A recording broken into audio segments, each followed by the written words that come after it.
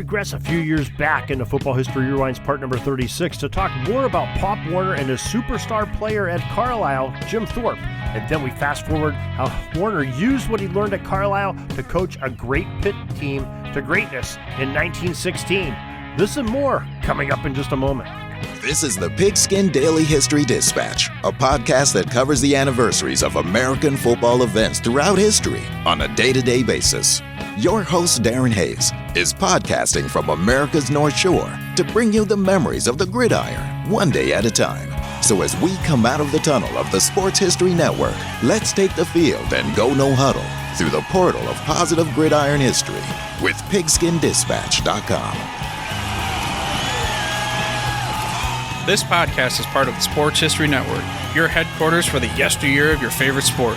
You can learn more at sportshistorynetwork.com.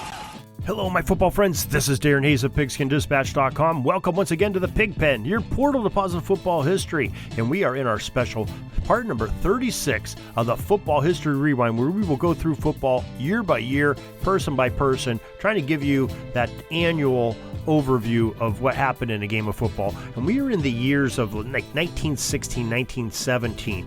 And on last talk, we spoke a little bit about Glenn Pop Warner. He was indeed a great innovator of the game, and one man that stretched the rules to their limits. Our last edition of the Football History Rewind left on the 1907 season in the dawn of superstar Jim Thorpe under Warner's system. Now, Warner was a genius, and his genius would continue. We talked a lot about it last time, like discussed. The Native American Indians that Warner coached at Carlisle loved surprises and out-of-the-ordinary plays. The endearment of these types of plays and methods made the Carlisle team practice them harder and longer to make sure they got them right. One thing that Pop would not do was disappoint his young lads of the gridiron, either as they continually came up with very innovative ideas that were usually very extremely effective on the football field. One such item of Warner's creative mind was a play called the wingback offensive alignment. Now, the wingback is a formation where one of the backs moves up into a position before the snap so that they flank the defensive tackle, which practically gives the offense an 8-man line. Yes, Pop originated this idea a century ago, and the concept is still used by almost every single team at every level that's playing today. We call it today the slot back. You know, line up right off the tight end's rear end in the backfield, and can put a little bit of pressure on that defensive end to seal the edge, so to speak. Puts a little bit of pressure on that side. Now, another brilliant and very effective tool introduced by Pop was the body block. Now, up till the early 1900s, all blocking was done by the use of one's shoulders. Now, Warner took blocking to a whole new level when his Carlisle team rolled out what was then called the Indian block due to the fact that they were the only team using this method of blocking, and became extremely effective. This blocking technique had the Carlisle players diving at an opponent as they left the ground entirely in an almost prone position in the air, and the blocker would twist while in the airborne so as to catch the defender right above the knees, and then rolling so as to use his entire body length as an obstacle to the progression of the defensive player. You know, remember, Carlisle did not have a lot of numbers at their school. They were all Native Americans in Carlisle, Pennsylvania, transplanted from the reservations all around the country, mostly the Midwest and West. And they didn't have a lot of size because not having those numbers, but they had some great athletes. So to use their size to advantage, just getting in front of somebody and trying to use strength on strength, well, some bigger teams are going to overpower them, and they did. And that's why Warner came up with this concept where you have that, the body block, or we now sometimes have referred to as the cross body block. Throwing yourself out there, just have to take that defender out for just a split second to let your runners get through the holes, especially when you have great athleticism in the backfield like Carlisle did. And speaking of that, many have deemed the title of the greatest player ever to a guy that played on Carlisle, Jim Thorpe. Yeah, Thorpe was but a substitute in 1907, and he had flashes of brilliance and spot duty behind some of the older, experienced players, and he never made it that season as a regular starter. And when Jim returned to Carlisle in 1908, he won a spot on the regular 11. Now, Warner claimed that Thorpe was never really all that special during practice, but once he had the uniform on and the plays really counted, Big Jim became a man amongst boys. Now, Thorpe weighed 178 pounds and was exceptionally well-built athletically. He was fast, elusive, and very strong, and he was also a very well-rounded athlete, has a great success in track and field and specializing in hurdling and jumping. And Jim was so good that, remember, we've talked about this before, he represented the United States in the 1912 Olympic Games held in Stockholm, where he excelled in a variety of events, even winning some gold medals. He also loved to play baseball. That's a sad commentary. His love for baseball almost cost him all of his Olympic medals due to the fact that he played for a baseball team in North Carolina during the summer of 1909, who paid him for playing.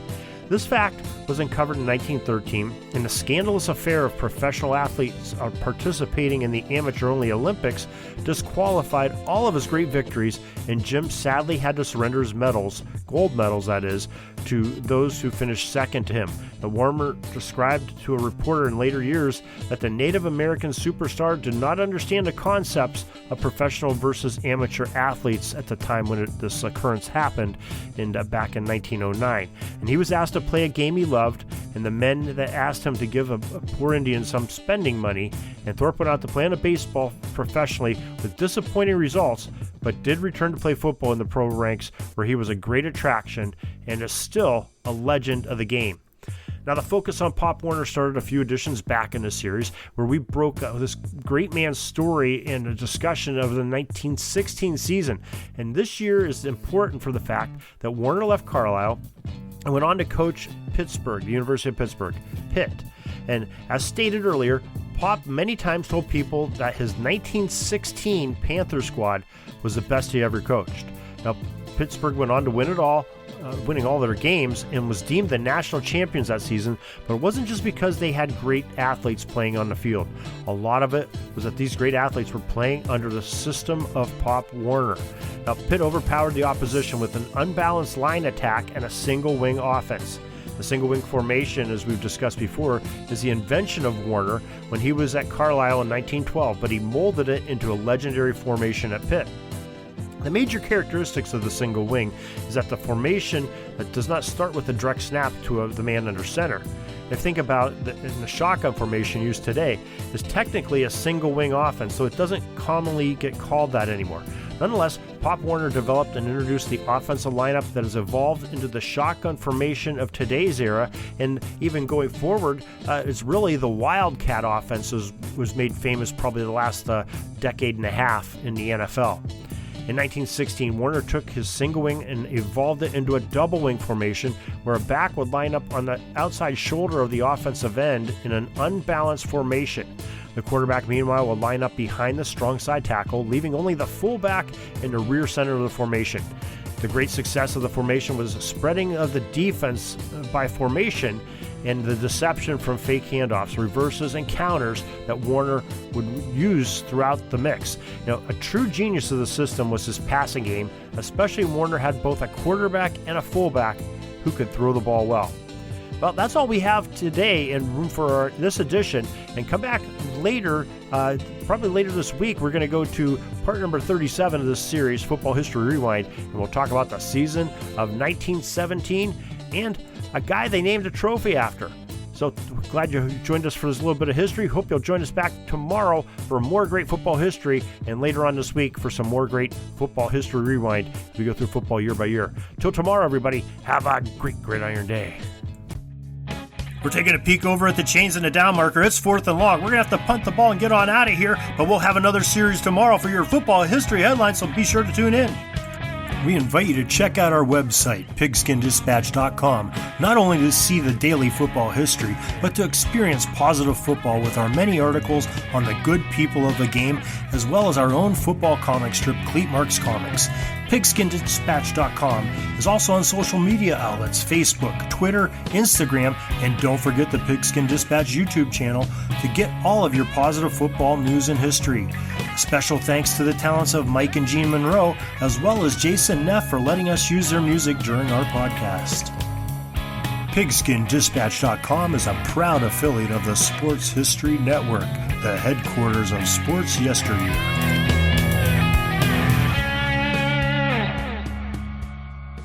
Are you having a hard time figuring out what to get Dad for Father's Day? you should check out Row 1 Brand's Vintage Pictorum Gallery.